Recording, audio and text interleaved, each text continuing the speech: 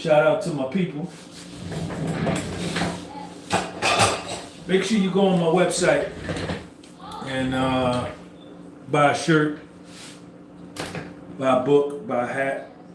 All my hats are sold out. But t-shirts are there, hoodies there. Get you a hoodie. Support the platform.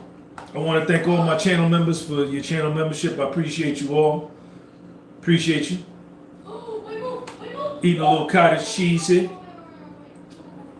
Eating a little cottage cheese. This got to be the worst tasting cottage cheese in the world. Disgusting. Hey, Storm, close your door. Close your door.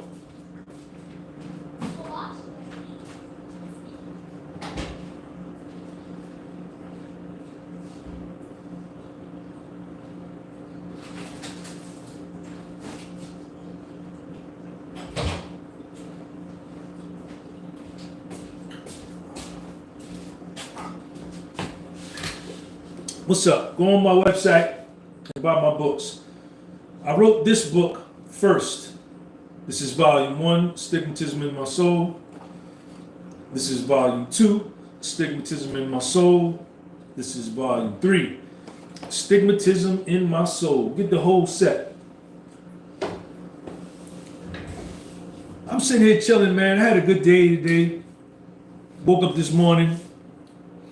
Shout out to all my people in here. Let me pull this up. Let me pull my live up on this.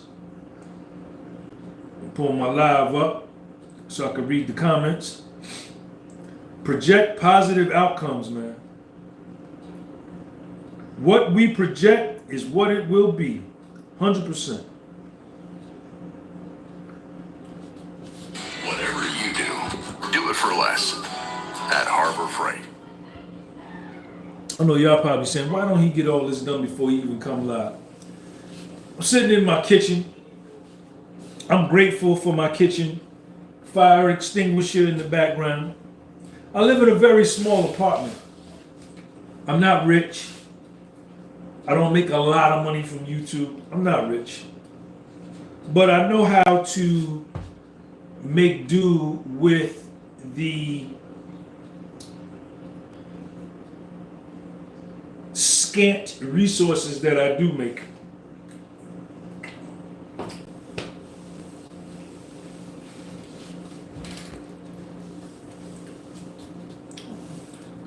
One of the things I had to learn in my life, because y'all know I like to talk about me, is I had a tendency, right, to project worst case scenario, right? That ain't gonna work. She's gonna say no. She's not gonna give me her number. I'm gonna fail that test. I'm not gonna get that job.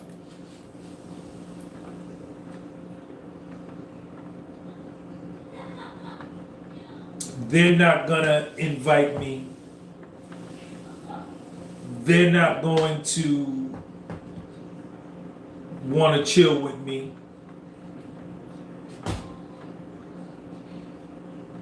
And this was more so in my younger years, especially during my addiction. And see, this is what addiction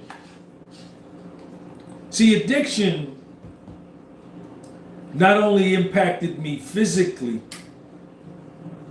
especially later on in my addiction, but throughout my addiction, it impacted me mentally. Understand that I'm saying me.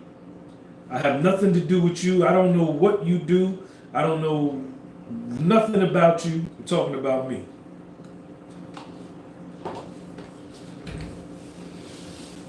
So, and when I projected these worst case scenarios, They came to pass. They came to pass.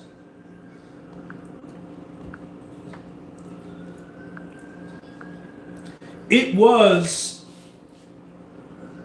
me speaking into existence what I thought.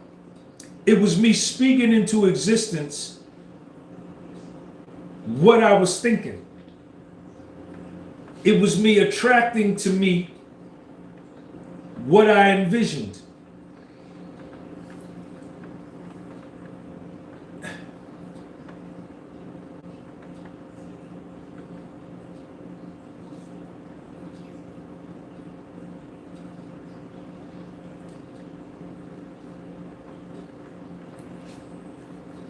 This also happened to me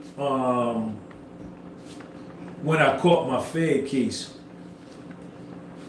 You know, I projected doom and gloom, you know, and what I did was I projected and I envisioned a self-fulfilling, doom-filled prophecy in my own life.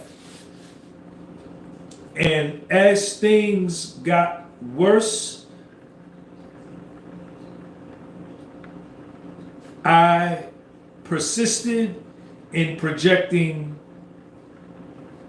more negative outcomes, and things got perpetually worse. The more I projected loss, the more I projected sadness, the more I projected weakness, the more I projected remorse, the more I projected woulda, coulda, shoulda, the more I lived in the past, the worse things became. Shout out to my man AES Corpus.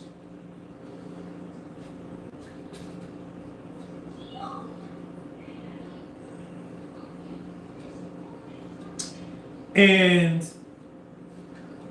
my life continued to spiral down. You understand? It continued to spiral down.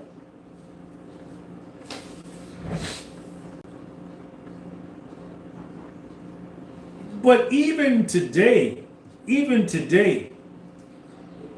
when I've changed my life and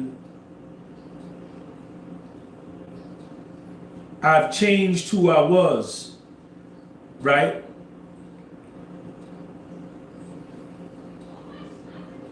With the help of myself going through a psychological transmutation, changing the form, changing the shape, changing the character of my mind. I'm gonna get serious, man. With me changing the shape, changing the form, changing the character, changing the composition of my mind through my own self-conducted, self-regulated mental transmutation. MZ, thank you for your channel membership.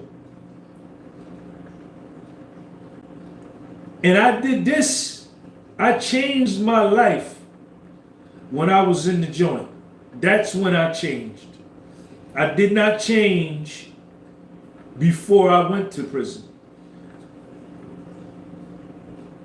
I was, even when I had money, I was a shell of a man. I was a fractured man. But not to digress and get off on a tangent and go way over there in left field, I want to stay at home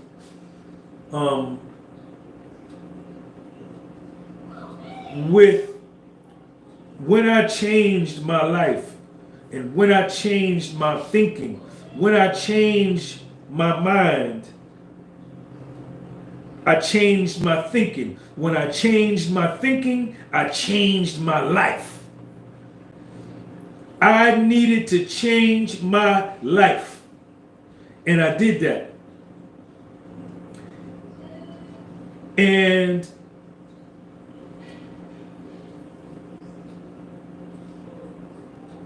prior to changing my life, I said that real strong. I spit prior. I ain't had to get all that deep. Prior to changing my life, I had a tendency to think negative, project negative outcomes, right? And what this is indicative of, this is indicative of nothing else. Listen at me. Listen to what I'm saying and listen at me articulate and tell you and express to you my low self-esteem, my lack of self-belief.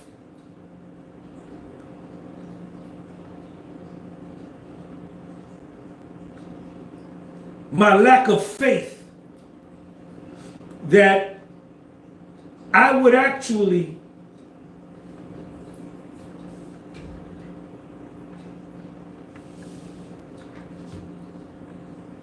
project worst case scenarios. Now the root of that, projecting the worst case scenario is a negative occurrence. There's nothing positive about that.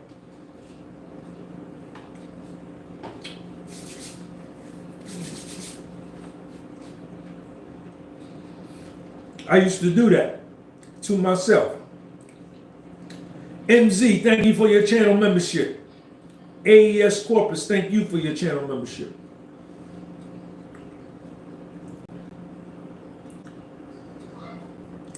And I'm sitting here now talking to this camera.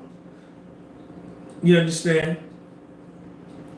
Because I can't say I'm talking to y'all because there's no dialogue going on here. There's no discourse going on here. It's me speaking to a camera. I see some of y'all commenting and whatnot, but at the end of the day, it's me speaking to this camera. And as I'm sitting here, listening to my mind and listening to myself describe and define who I was, look at all the opportunities I probably cheated myself out of, right? Because I was projecting worst case scenario, because I said, I don't know, because of fear, it's not going to happen, because of doubt, I'm not going to get that job, because of concern and worry and lack of belief, she's not going to give me my number. Look at the opportunities that I probably missed, right? And I'm not one. I used to be one of these people who would look at opportunities that were missed, that were my responsibility, that I fucked up and missed, and I would say, oh, that's the way God wanted it. God didn't want me to have that. He didn't want her to. Nah, that's some bullshit. No. What the truth is, and my religion is reality. My religion is reality. The reality and the truth is, I was scared. The truth is, I was projecting negativity. The truth is, I didn't believe in me. The truth is, I was plagued with self-doubt. That's why those things didn't materialize. That's the reason. It was my fault. It was my fault. Because I believe in free will. I don't believe my life is already written. No, it ain't. No, it ain't. No, it ain't. This is my opinion. This is my opinion. You ain't got to agree. And I don't care if you agree or not.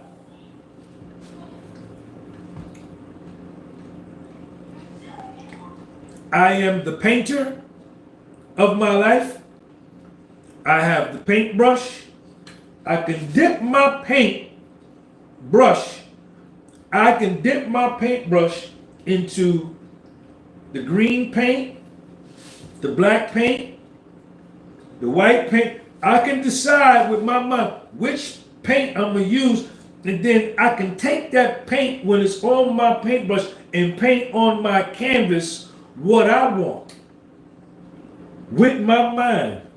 And God ain't got nothing to do with it. See, the weaker people and the people that are more followers than leaders, the people that are more meek, the people with weaker personalities, the people that are easily led, the people that are followers, will say,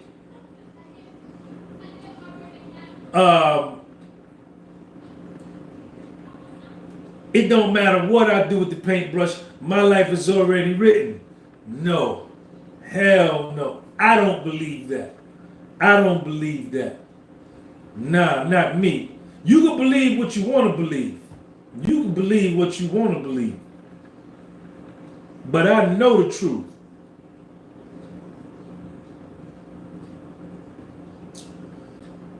And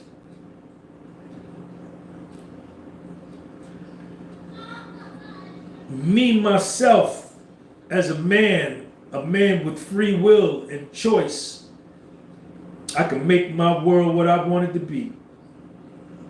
I can make my world what I want it to be.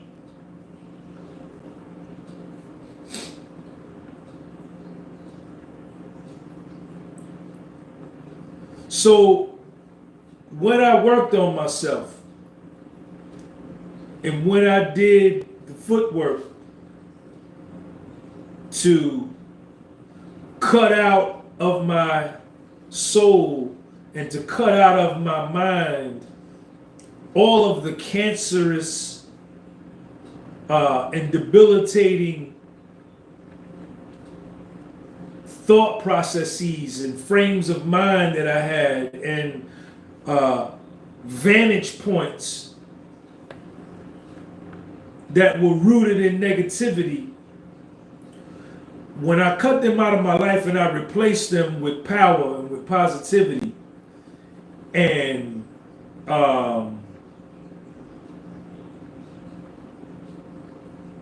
projecting positive outcomes, my life changed. My life changed. And that's what it is. That's what happened. This is my real life.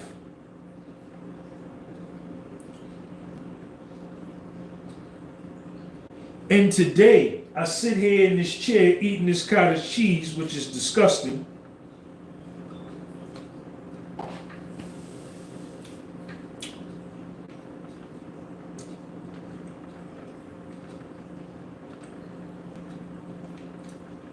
I no longer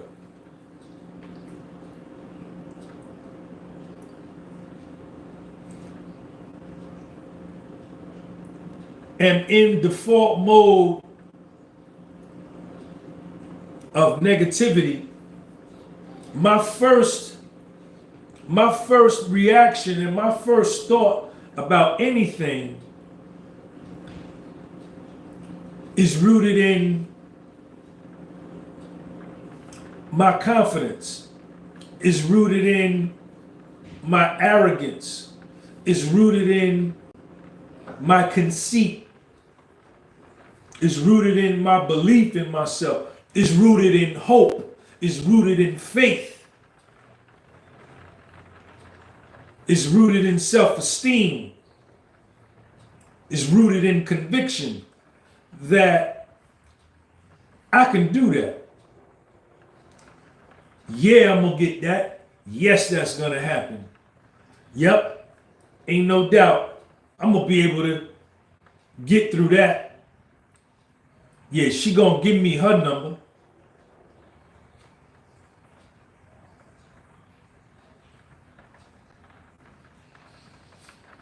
That's my first inclination. That's my first inclination. And I'm getting some good results with that, man. I get good results with that. I get great results with that frame of mind, right? As opposed to, as I told y'all before, when I projected negative outcomes in worst case scenarios, me in and of myself created a self-fulfilling, doom-filled prophecy that the weaker people will say, oh, that's the devil, or that's the way God wanted it. No, I did that. So when I flipped that and I started thinking positive and projecting positive outcomes, me in and of myself am wholly responsible for my ascent upwards and all the progress that I've made.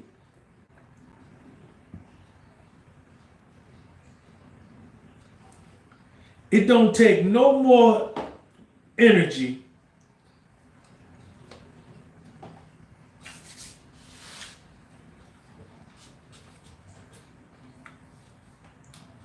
It don't take no more energy to project something negative than it does to project something positive. They both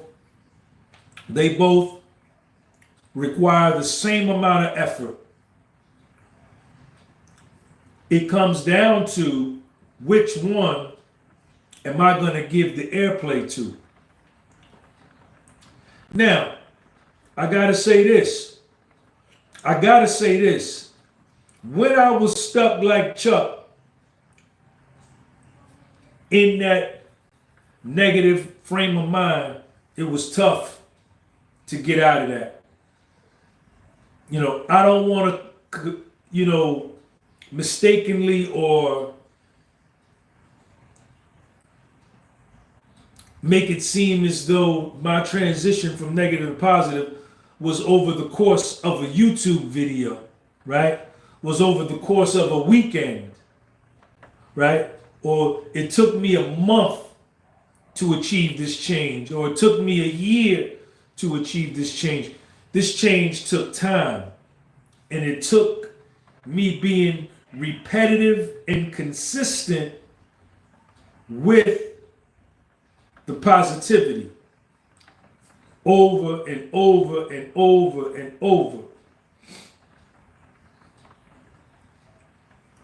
It was very, very difficult for me to come out of that mental funk that I was in.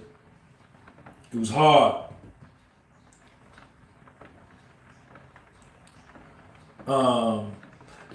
Most of y'all know that I was in a depression for about 3.5 years. I was in a 3.5 year depression. I need to do a video on that.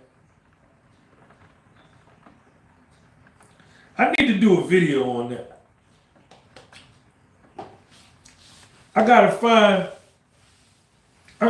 that window cleaning video. I did a video on that when I was cleaning windows. I wonder if I saved that. Somebody asked me for that video. I don't even know if I got it. But I need to do a video on that. But I was in a depression for 3.5 years. This is all through my Fed case. And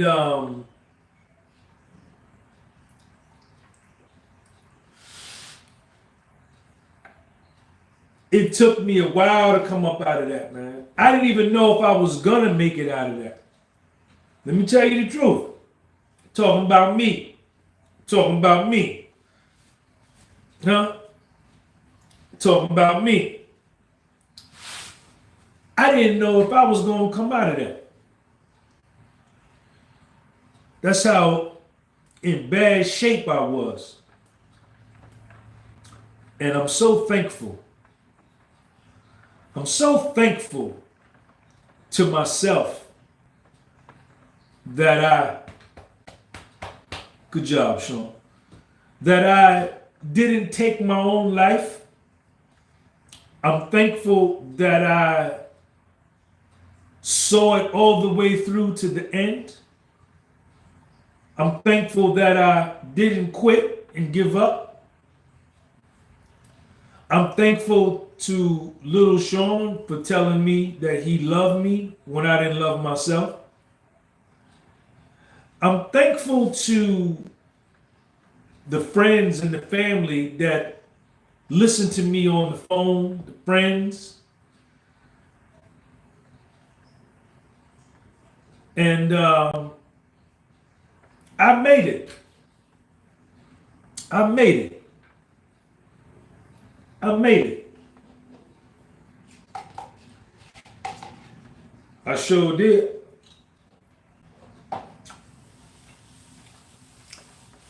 So, let me say this here to you. I read this in a book. And when I read this in this book, it was as if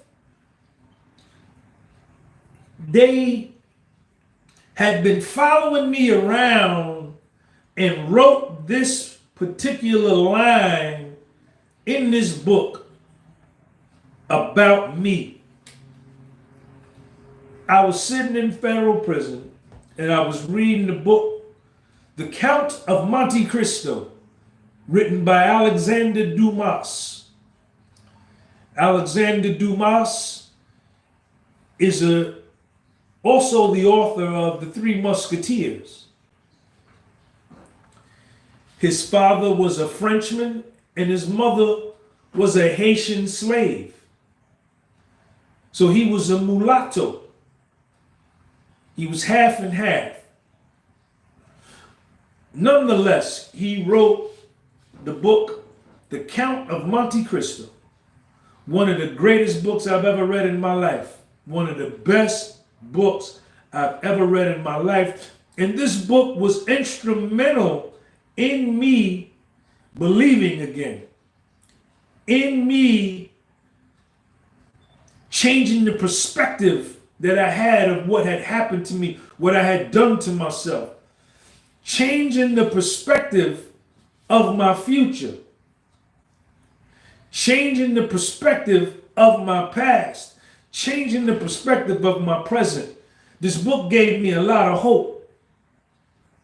This book gave me a lot of hope.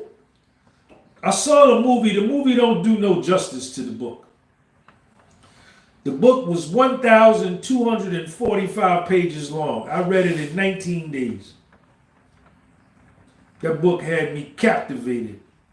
But there was a particular line in there that said, the Count of Monte Cristo, he was a bad man. He was a bad man. He was mean, Jack. And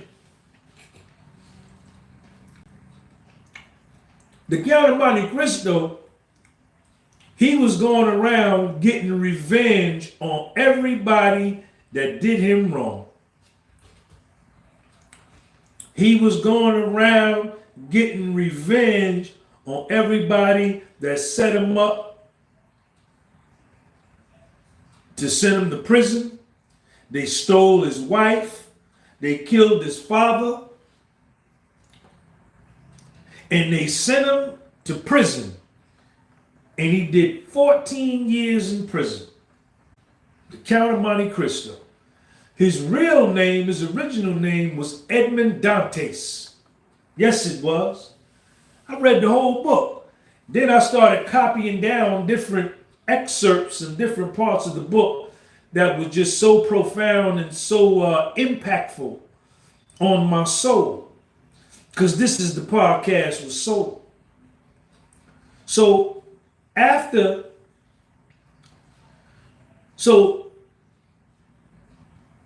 while Edmond Dantes is in prison, before he becomes the Count of Monte Cristo, he's in prison, he's depressed, he's hopeless, He's faithless. He doesn't believe in God no more. He doesn't believe in himself. Everything that he loved has been taken from him. He's been lied on. He's been imprisoned, falsely imprisoned, and he gets beat every year. On his year anniversary in prison, he gets beat by the warden. The warden comes every year on his anniversary date at arriving at, what was the name of that prison? It was a rock. It was in the middle of the ocean. The prison was in the middle of the ocean, so you couldn't, if you escaped, you had to damn swim somewhere. I forget the name of it. And he used to contemplate police suicide. He was so down, he said, next time these guards come and feed me and they open up this door, I'm gonna jump on one of the guards, I'm gonna stab them so they can beat me to death. So they can beat me to death so I don't have to endure this life anymore. I don't even want to live anymore. And he doesn't do it.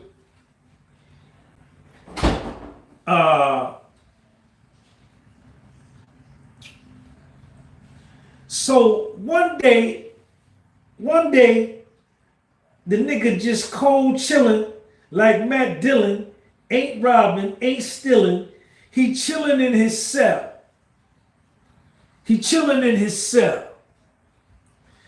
And he chilling there, cooling,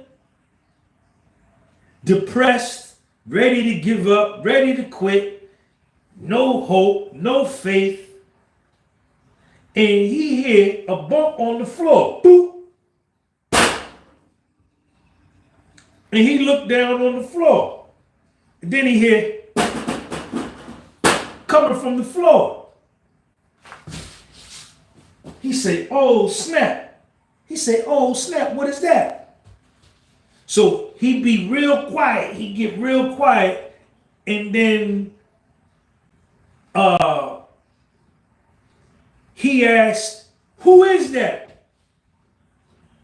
He said, who is that?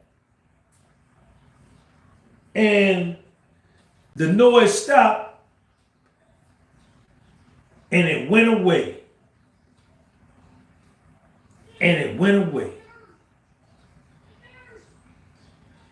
he was like, oh snap, what was that? Oh shit, what was that? So some days go by.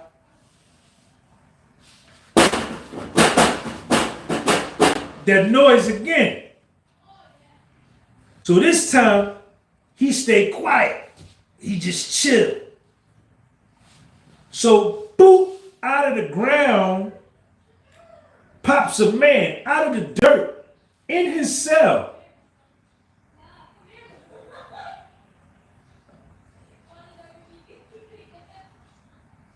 And up pops this man.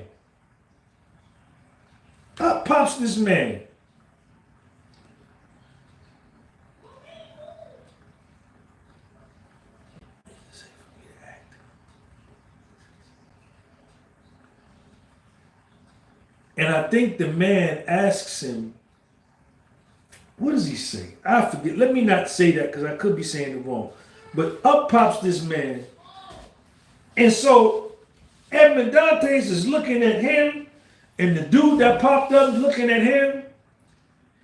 And my man who pops up out of the ground tells him, he says, I am Abi Faria. He was a priest. He says, I'm Abi Faria. And Edmund says, well, I'm Edmond Dantes. So they exchange greetings.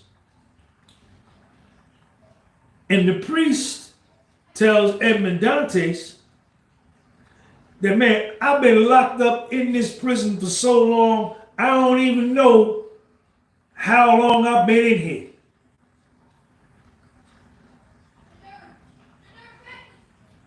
And the priest is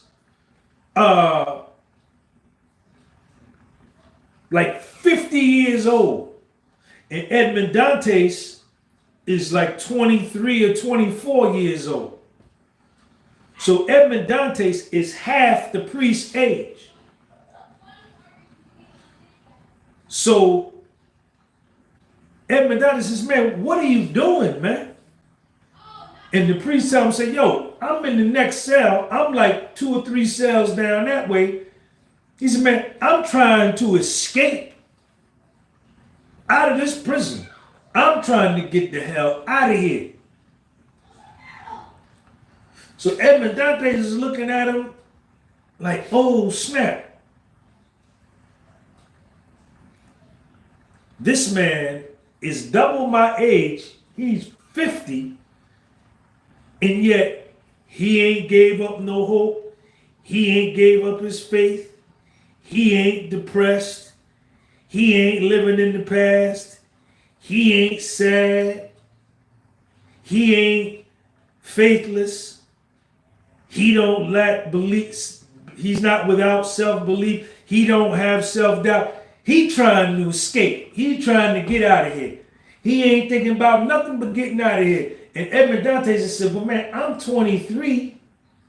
I'm half this man's age, and yet I'm thinking about killing myself. I'm thinking about I ain't got no hope. I'm thinking about jumping on the guard so they could beat me to death. I'm living in the past.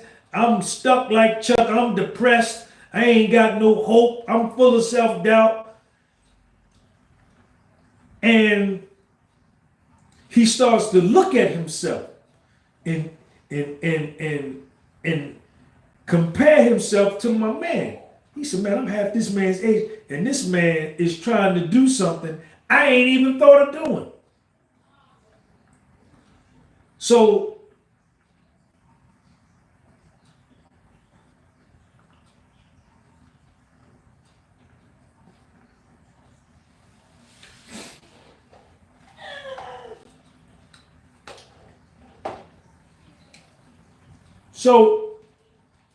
the Abbey is a genius. He's a wizard. He's a wizard. He's a genius. He knows how to speak 12, 13 languages.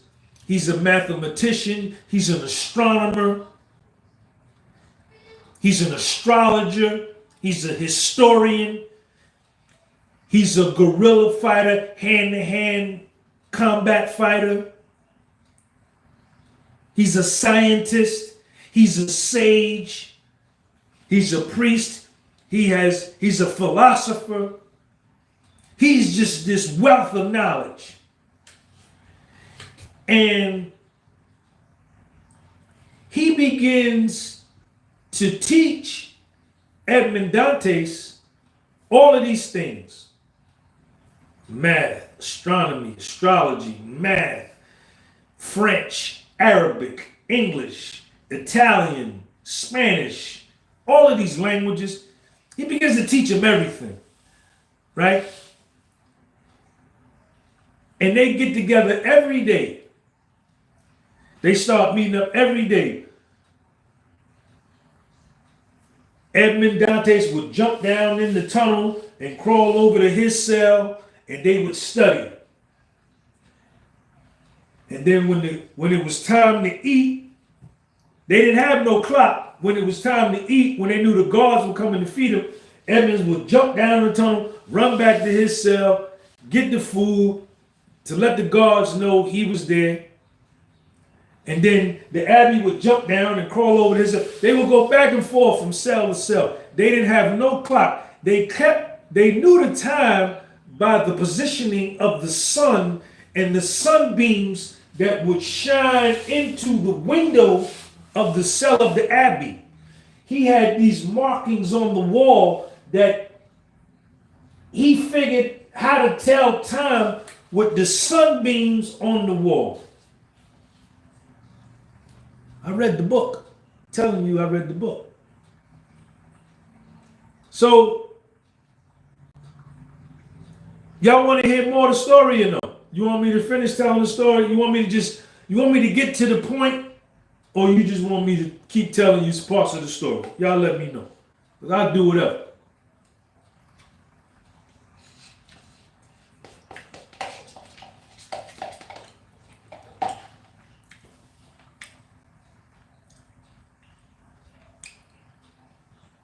Hell yeah, get to the point. Yes, keep going.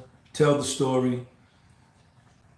All right, Scram Jam bought some shirts and stuff off my platform. So since Scram Jam in here, shout out to his daughter. Because he supported the platform, I'm gonna do what Scram Jam want me to do. So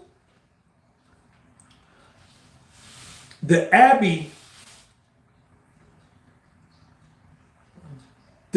begins to speak life into Edmond Dantes. Edmond Dantes is a disaster, but just him looking at the Abbey, just him seeing the Abbey, trying to escape. Every day this Abbey works up. Every day this 50-year-old man gets up. He's trying to escape. And this empowers Edmond Dantes. And then he's teaching them sword fighting. He's teaching them Mortal Kombat, wrestling. He's teaching them trigonometry, geometry, mathematics, astrology, languages.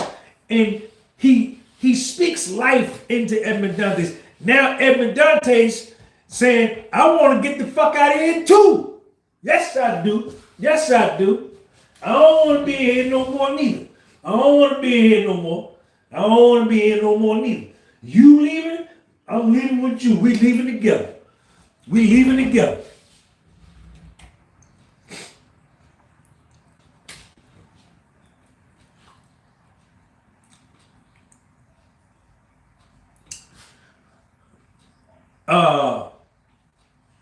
Tell the story, but short version. Nigga, you don't tell me what version to tell of my story. This is my first time seeing you. You don't come in here telling me what version of the story I'm going to tell. If you don't want to hear it, get your ass up out of here. Tell the short version. Get your ass up out of here. I'll tell whatever version I want to tell.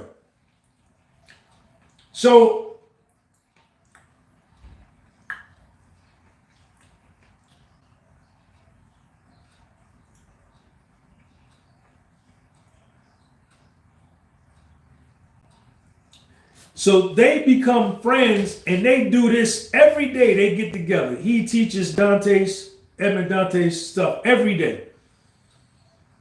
And so this goes on for years. They're planning their escape. They're planning their escape, and they become friends for like a couple years. What's up, man? You gotta do some pull-ups too. Look at your fat stomach. So they become friends, right? And they get together every day for years. So what happens next is there's a lot in between, but the Abbey dies. They plan the day they're gonna escape. They're gonna escape together, and the Abbey dies. He has a seizure. Well, he had a couple seizures. One time he came by Dante's cell, and the nigga had a seizure.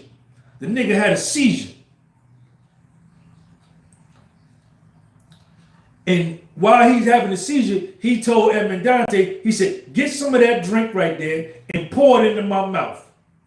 Pour that wine into my mouth. Because they was making wine with the lunch they was giving. And so Dante's poured the wine in his mouth, and it saved him. That happened twice. Dante saved his life twice. But on the third time, the nigga died.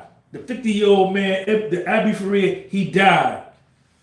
Edmond Dantes was devastated. He was devastated because he had grown to love this man. He had grown to admire this man. This man saved his life.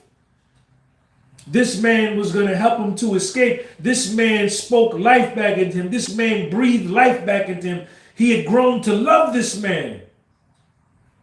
He had fell in love with the times they had spent together. And his dream of them escaping together and living the rest of their lives together was shattered. The Abbey died.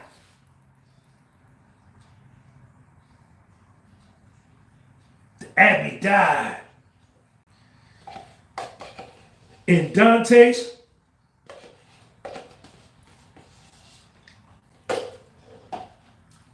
y'all listening to me? Y'all listening to this story I'm telling you? Or am I up here just talking for the hell of it? Y'all listening to me?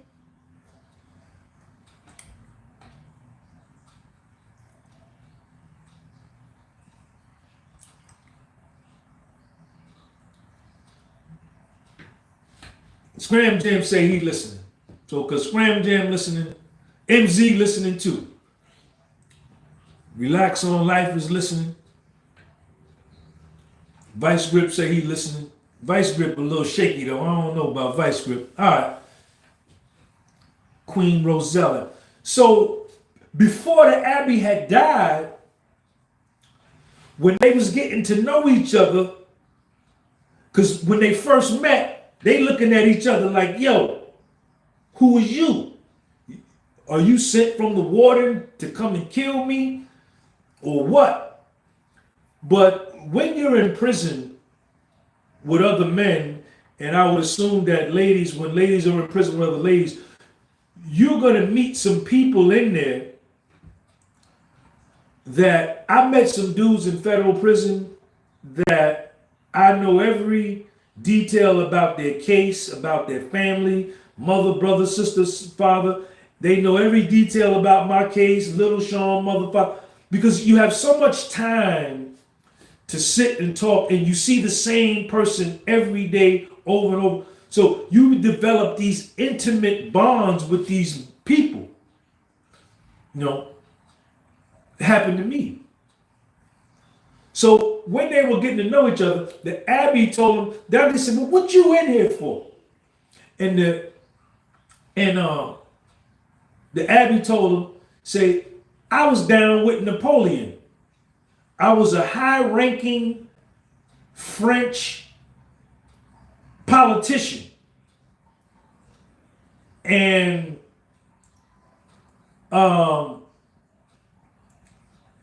when Napoleon got overthrown, they locked up Napoleon and they locked up everybody in his cabinet. Anybody attached to Napoleon, they locked them up and they locked me up. He said, that's how I got here. And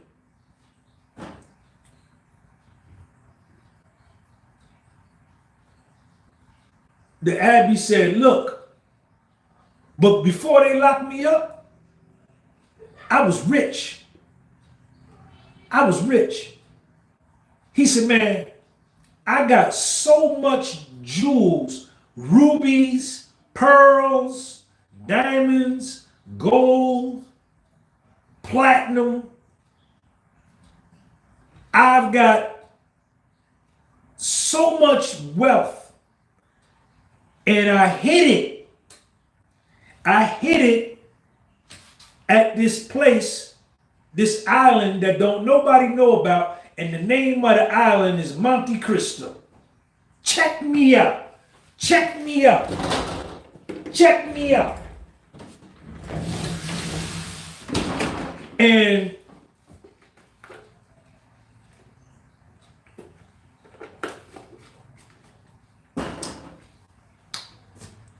he told Edmond Dantes where the jewels were. He had a map the Abbey had wrote out a map that when he escaped, he knew how to get out of that prison, swim the way he was going to swim, and get to the Monte Cristo and get his jewels. He wrote it down on a map. And he shared the map with Edmond Dantes before he died. He said, look, this is where these jewels at. This is where they at. And then he ripped the map in half and only gave Dantes half the map. Gave him half. And he ripped up the other half. Or he might have kept the other half. And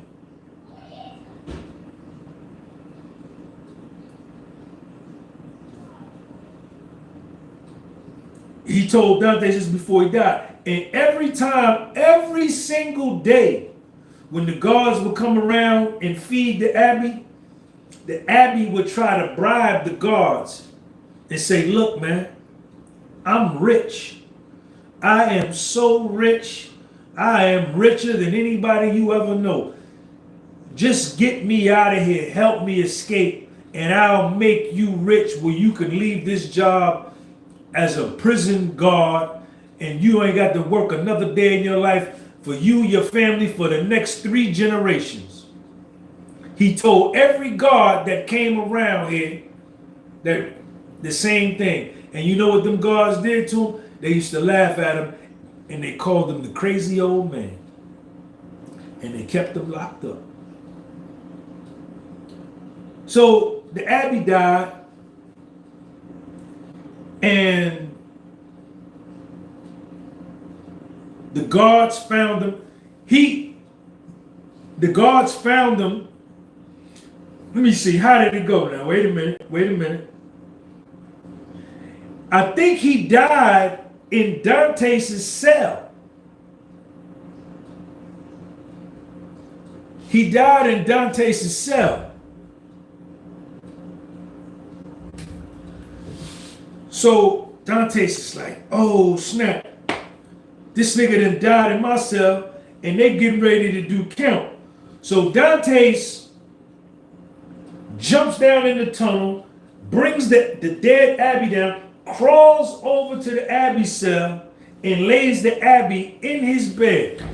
Jose Gomez, thank you for that super chat.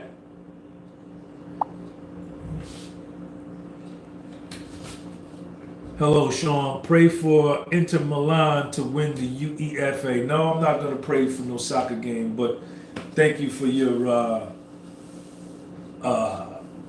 super chat. Thank you, Juan Gomez. Thank you for watching the channel, but I'm not going to pray for no soccer game. I ain't going to do that. I ain't even going to lie to you, homeboy. So the Abbey, Dantes takes the Abbey back to his cell, lays him in the bed, jumps down in the tunnel, and goes back to his cell. So the guards find the Abbey.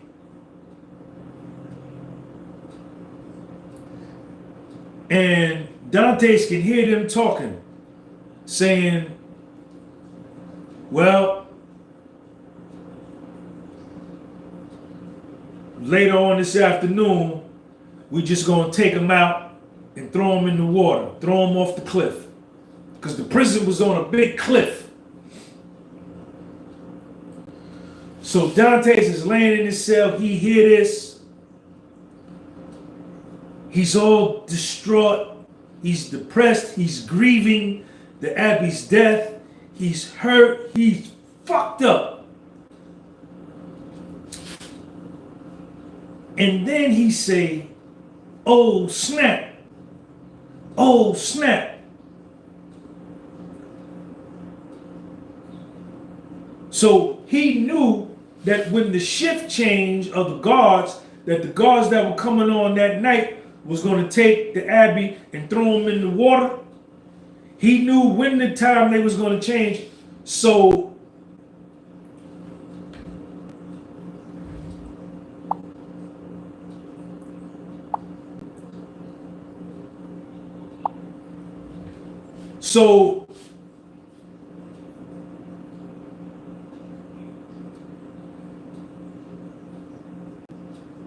about 5 or 10 minutes before the shift change, right? Dantes jumps down in the hole, goes over to the Abbey cell, unzips the body bag, right? Takes the Abbey out of the body bag. The Abbey dead. Takes the dead Abbey out of the body bag, jumps down in the tunnel with the dead Abbey, crawls and drags him through the tunnel, puts the dead Abbey in his bed, in Dantes' bed, covers him up. Dantes jumps down in the hole, crawls to the Abbey cell, and he gets in the dead body bag and zips himself up in the body bag. Now the dead Abbey is in Dantes' cell under the covers, so when they go by the shine flashlight, they'll see a body there. They'll think it's Dantes, but it's the dead Abbey, and Dantes is in the body bag.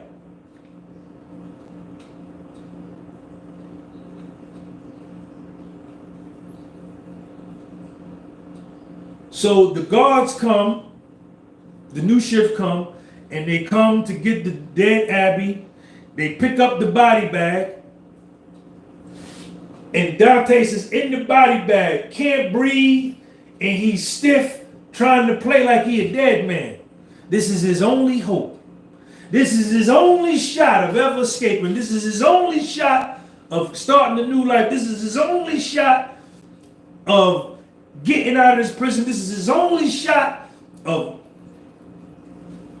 being free. So they carry him to the side of the cliff, and they go 1, 2, 3, and they throw the body bag into the water. And when they throw him, Dante says, "How?" Like nervous, like he threw him. So the guards was like, "Oh, so you heard that?" But they kind of didn't know, did it hear? Did I not hear? So, boom, they throw him in the water. And they throw him in the water.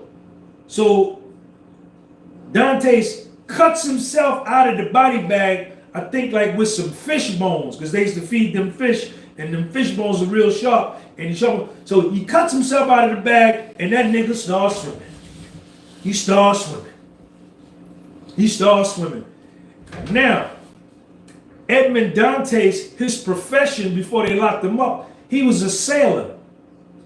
So he used to sail on ships, long trips, 3, 4, 5 months out at sea, jump off the ship, swim down, get some coral reef. He was a tremendous swimmer. He's a tremendous swimmer.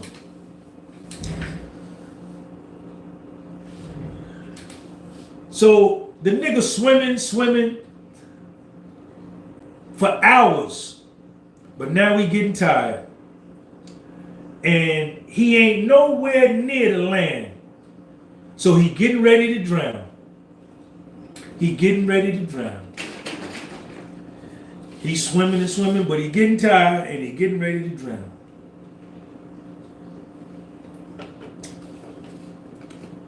But he's still swimming. He's still going. Until he got to the point he couldn't swim no more. And he started going under the water. Started to drown. And he bobbing. And before he sinks under forever, these pirates, these gangsters, come along and see him in the water, and they help him, they fish him out of the water, and they save his life. These are some pirates, some gangsters. They ride around the ocean just robbing ships, robbing anybody out there. They taking everything. This is what they do. So they save his life. And he chilling with them. They feed him. They give him some fresh clothes. So he chilling with them days, weeks, months. But now he's starting to think,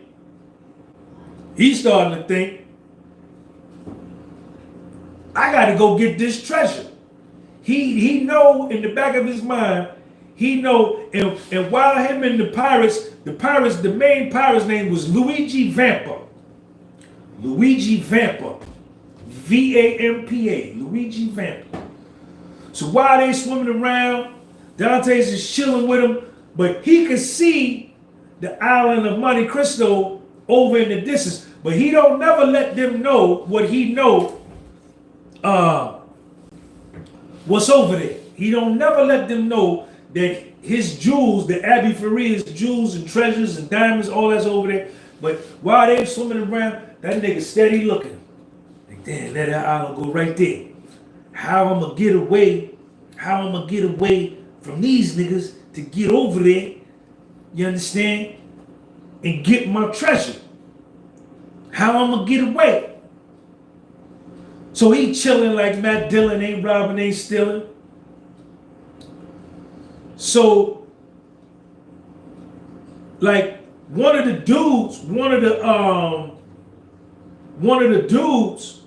pirates is like disrespecting them, right? Calling them out, calling them soft, weak, right? So they get into it, and Edmond Dantes chip them up.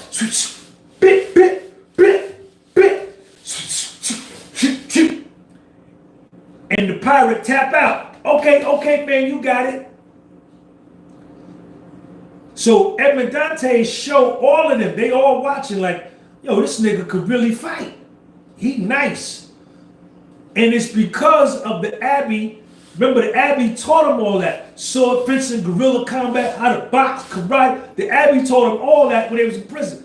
So when he whooped this dude ass, now he kind of holding forth over the group. He kind of like becomes the alpha male, Dantes, over these pirates.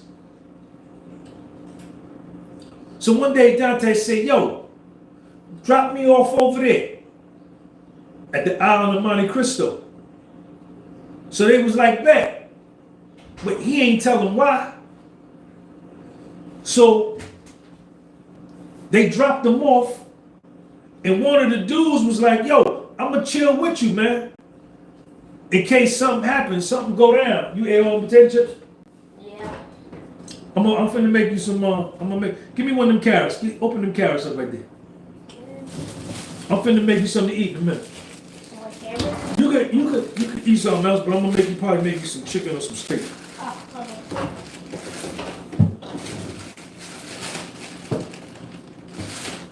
okay. Hey, put that back in there.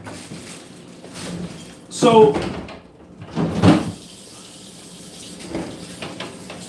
you gotta do some pull-ups too, man, in a minute, man. As soon as I'm done, you gotta do some pull-ups. 10 sets. I did my workout already. Right, but you're gonna do another workout. You're gonna do another one. So, the one dude is like, yo, I'm gonna chill with you. One dude's like, yo, I'm gonna chill with you. He like, nah, I don't need none. Go ahead and do what you gotta do. I'm cool.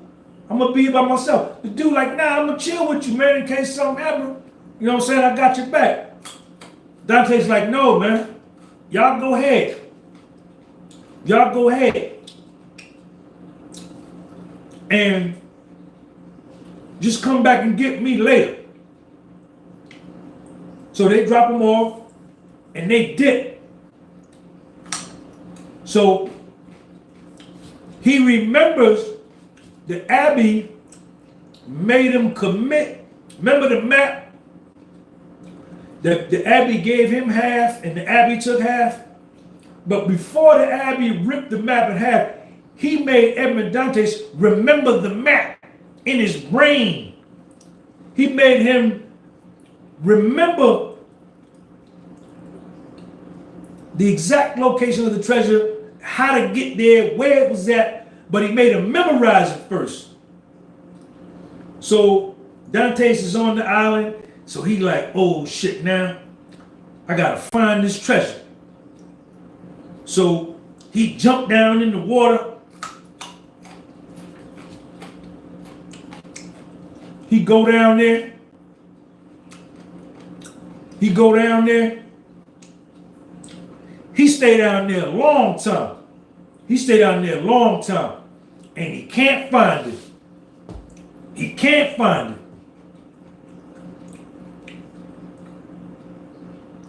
He can't find it. He come back up to the top. From holding his breath. He gets disappointed. He gets down on himself. He loses hope. He starts losing faith. Did the Abbey really know? Did the Abbey really have treasure here? Did he maybe, is it a different island? He told him he was this island. Is it really, he started to have all these types of thoughts. So then he says to himself, he said, come on now, be a man. We used to adversity. We can't be crushed by mere disappointment because we went down there one time and didn't find it. He said, take your ass back down there. Go back down there. He had to talk to himself.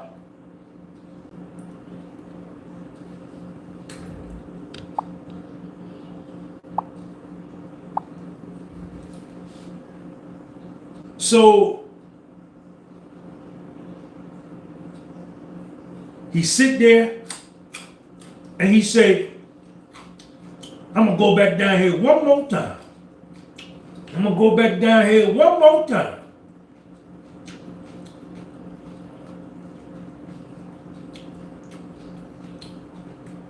He jump in the water. He remembers the map. He go down there and he find it. He find the treasure. He find it. He go down there and he find the treasure. He go down there and he find the treasure. And y'all, it's so much treasure. It's so much treasure. Big treasure chests, bags. He can't even bring it up by himself. He can't even bring it up by himself. He swim back up to the top.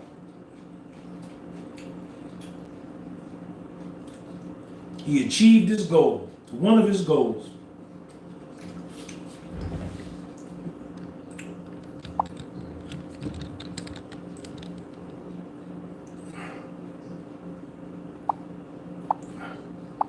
So he chilling there. He chilling there. The pirates come back. The pirates come back, and he tell them. He said, "Yo, I found this treasure down here. I need y'all to help me get it up to the top, pull it up." So they help him. They don't try to rob him and jerk him for it, because he already done showed him that he nice with his hands, because he whooped my man ass before. Right? So they ain't trying like that. So they all get down there and he bring all the treasure up. They load it up on the boat. Now he changes his name from Edmond Dantes to the Count of Monte Cristo. Yes, he do. Yes, he do. He changed his name. And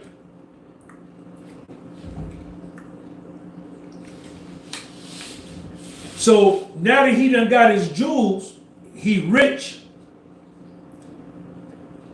he go back to his hometown with the intention on getting revenge on everybody that fucked him over and put him in prison. The prosecutor, the one nigga that wrote the letter lying on him, the one nigga that married his wife who was down with the whole plan, and he go back, but he banked up tall dollars.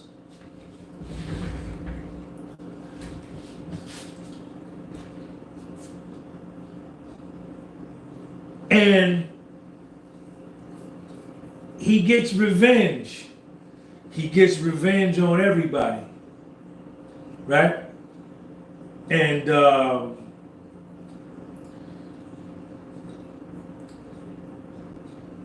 in one of his plans to get revenge, he meets this dude that becomes like a nephew to him, like a mentee. What was his name? What the hell was his name? I forget his name. But the dude, the younger dude that used to look up to the Count, is in love with a girl. He's in love with this girl. He wants to marry this girl. And the girl wants to marry him too. But in order for the Count to fulfill his plan and to bring his plan to completion, he has to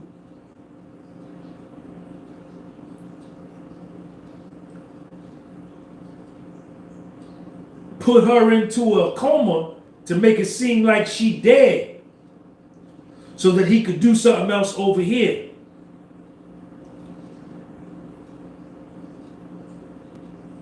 And the Abbé Faria had already taught him all about chemistry and science and chemicals and how to kill people, how to put people to sleep, wake them up. So he put the girl to sleep. The Count of Monte Cristo put the girl to sleep. But he knew that he was going to wake her up in a couple of days. But to the man who loved the girl, the little dude, the young dude that loved the girl, the young dude thought she was dead. The young dude thought she was dead. And the Count couldn't let him know that, hey, I just put her to sleep, but I'm going to wake her up. He had to go along and be like, yeah, she dead. And the young dude that was in love with the girl that the Count put into a coma was ready to kill himself behind that girl. He was ready to kill himself behind that girl. He loved that girl that much. And his whole life was on this woman. And he came to the Count one day. The young dude came to the Count one day and told the Count, he was crying, oh, my lady, oh, my lady, I love that girl, she dead. I wanted to marry her and have kids and live. I think I'm going to kill myself. I don't want to live no more hours. That's what the dude was saying to the Count. And see, the same thing had happened to the Count when they lied on him and put him in prison. They went and arrested the Count at his wedding. When they arrested Edmond Dantes at his wedding and took him to prison, and he never saw his wife again. And one of the niggas that was down with the plan to lock Edmond Dantes up married his wife. Yes, they did. But the Count got revenge on him. But anyway, the Count looked at the young dude. He said, look, man, I too have felt how you felt. I too lost a woman who I was deeply in love with. I too lost my father who died from depression and sadness because they put me in prison. And then he looked at him and he told him, and this is the point I was telling y'all before I started the story. He said, sometimes in life,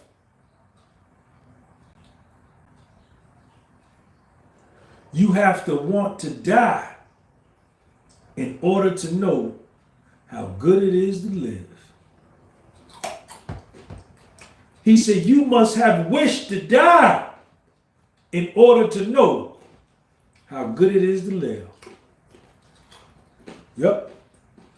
And that's my point. And then to finish the story, the Count woke the girl up. And she came back to life, and then him and the young dude got married, and that was it. But that was my point. You know? sometimes them rough moments, man, you gotta be down in the dipsy dumpster before you can know how grateful you are to be alive.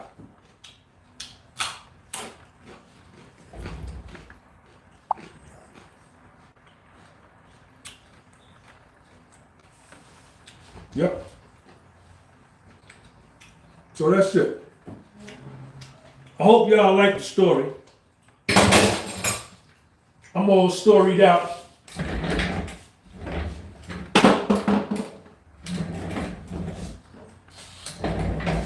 I read that book.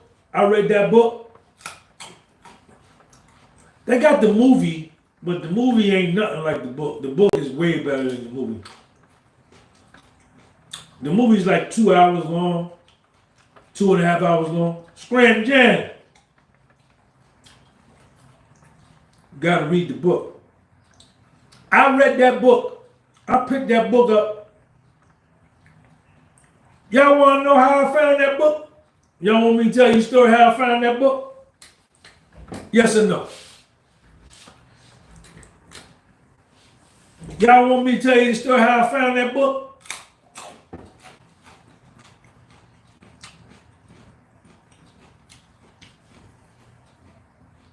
Yes or no? Look at my chocolate milk. All right, so here goes the story how I found that book. Here go how I found that book. So I'm in prison, right? And I was on my work detail in the education department, and we was getting ready to go to lunch. They was getting ready to go to mainline lunch. Pay yourself first. What's up? Thank you for your channel membership. MZ, thank you for your channel membership. So we was walking the mainline to lunch, and behind me was Jay.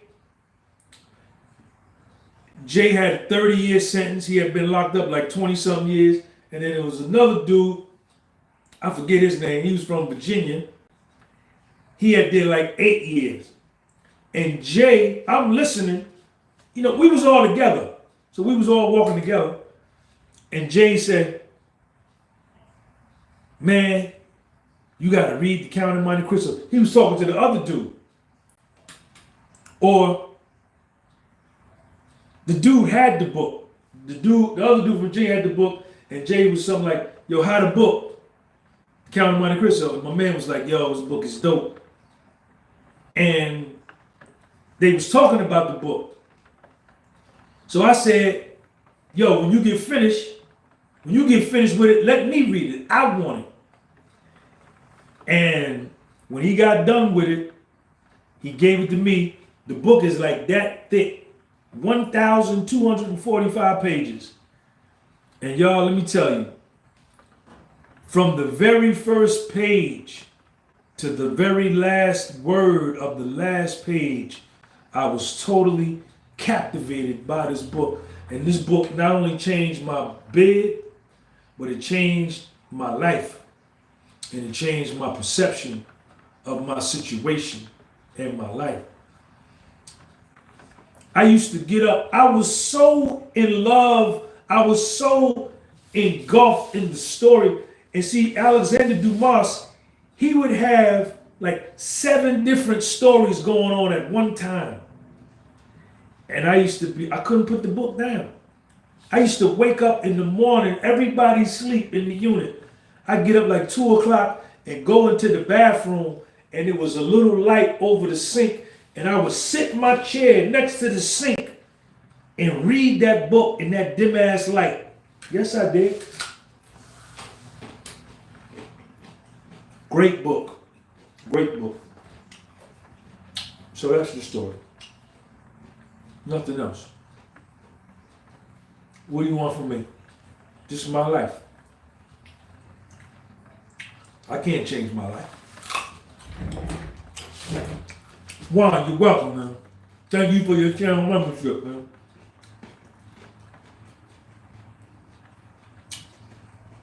Yeah, man.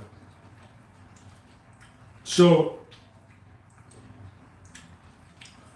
It's never over, man. Look at where this dude came from, man. He was framed, lied on, and he wanted to quit, and he never did. But he was down. And then he met somebody that helped him out, and he came back to be like almost a god. MZ, man, thank you for your channel membership, man. MZ got that soul glow. So, I don't know what your story is, but you know what your story is. And that's the way it goes. You know what I'm saying? That's the way it goes.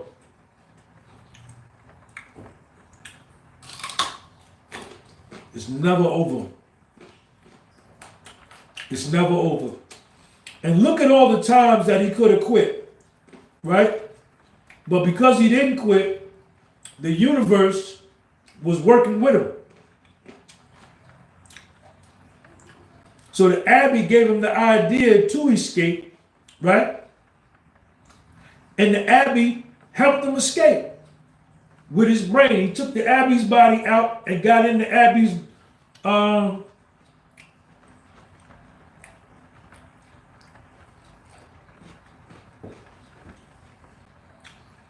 the Abbey helped him to escape that way. The Abbey helped him to fight off that one pirate. The Abbey helped him find the treasure.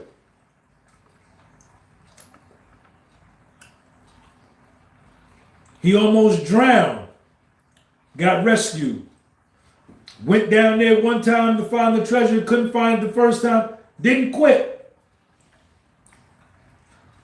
You know, a lot of times these failures, man, and these disappointments, man, they don't mean stop, quit, and give up. They mean like bring about a renewed effort, man.